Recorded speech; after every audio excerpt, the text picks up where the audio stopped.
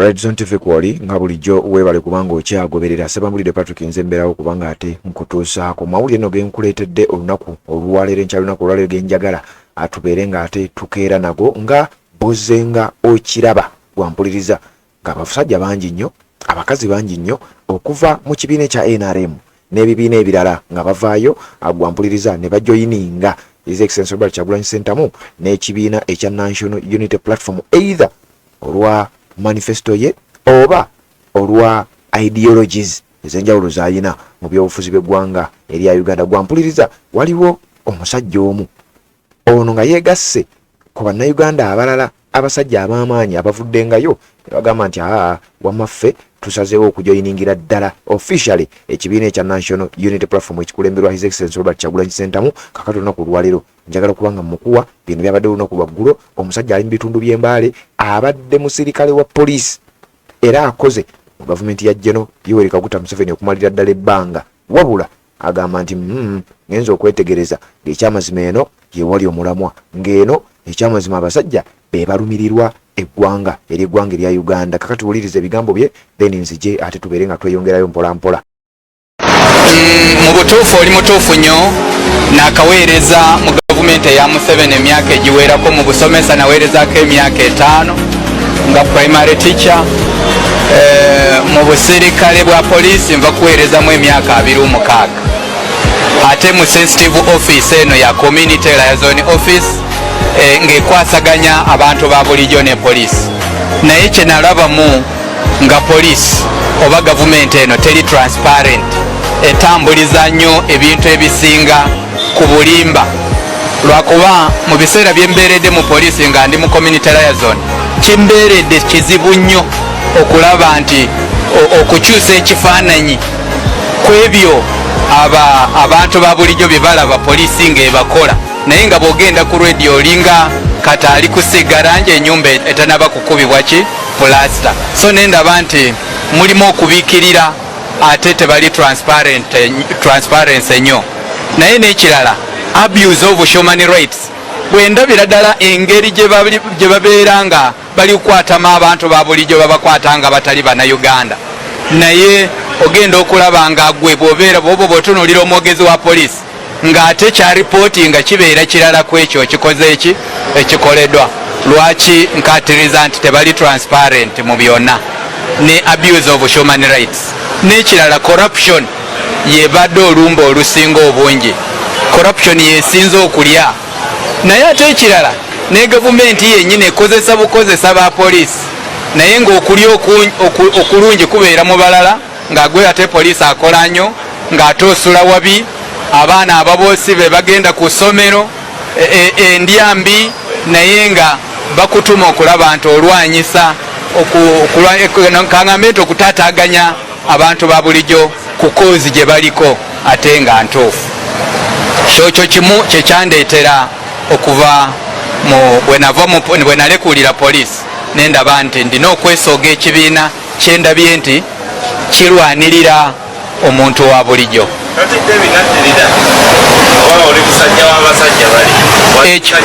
Ekyo sitidde lwakuba ku mubiri gwange nakulwa amasasi 29 ne guruneti emu. So it is like I'm a moving dead body. Ate ekirala na trainingiwa, so sikyatya ate sigenda kutiisibwa okuva ku mulamwa. Nina okulaba nti ntwala koozi mu maaso. Ndi mutendeke, manya amateeka, ngondera amateeka. Byonna buli skills ze bagenda okukozesa okufrustratinga the cause nzimanyi.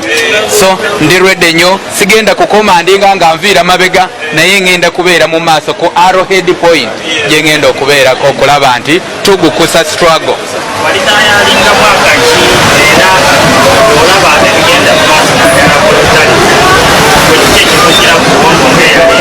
Okusookera ddala bwe nakubibwa omwaka ogwa 2000 nga ndi ku poliisi y'Enkoma, nakubibwa amasasi ne guruneti, nataasa emundu 27 ezaali nga ziri ku amura chase box ng'eri ku counter, naye saakombesewako wadde nusu emu ya treatment, wadde nga nakiraiminga okufuna treatment refund. Kujjako natunda ente, taata n'atunda amataka ne neejanjaba. second incidence mu 209 bwe nakubibwa ate amasasi 28 bwe nagenda bwe bampa gundi kirei mu referral okugenda ku police headquarters maze okukozesa nga ngenda ne mu miliyoni nga 3 naye bampaayo 20,000 ng'ate eno raised issue bali kumanja ku 60,000 kati bwe nalaba ekyo nengumiikiriza bwe nalabye ate nga batuuse ku kigambo eky'okutulugunya abantu ba bulijjo nendaba nga tugenze wala ate nga nze omwo agenda mu community nensomesa amateeka nengenda ku media houses nensomesa amateeka naye weesanga ng'ebikolwa bikontagana n'ebyo amateeka byekagamba nengezaako kati okuapplyinga ali retirement mu police on medical ground nawandiika emirundi 3 tebanziramu bwe nakola follow-up okugenda ku police headquarters waliwo eyampa ekyama n'angamba oyo applyinze for early retirement on medical ground asaana okusasula miliyoni 2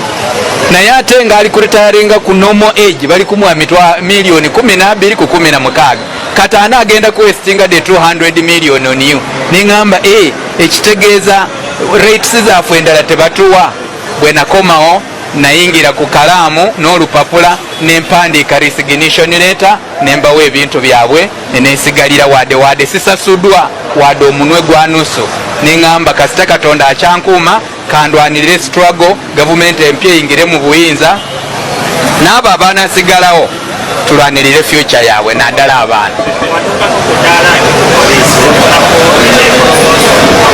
laba mu kutaasa emundu 28 tunuulira discrimination eri mu forces okutaasa the 28 guns n'ebyo byonna byenkoledde okugenda nga nsomesa abantu amateeka mu komentera okugenda ku zi radio ndifendinga gavumenti ebibi byekola naye tebampaayo promotion naviirayo ku ddaala lya constable awo kyembategeezera nti agwe omusirikale ali wabweru kyolwana okukuba munansi munno okikolera bwereere enkya ogenda kusangibwa ng'ate naagwe oli mu community ogenda kusuulibwa nga bwe basuula kyali waffe omulala eyalajananga naye n'amaliriza nga atiddwa naye nga yakoledde gavumenti naye nga tewali kyasasuddwa kujjako okuexploitinga amaanya ndi Busiku Rogers Muliro chairman omupya owa National Unity Platform Mbale City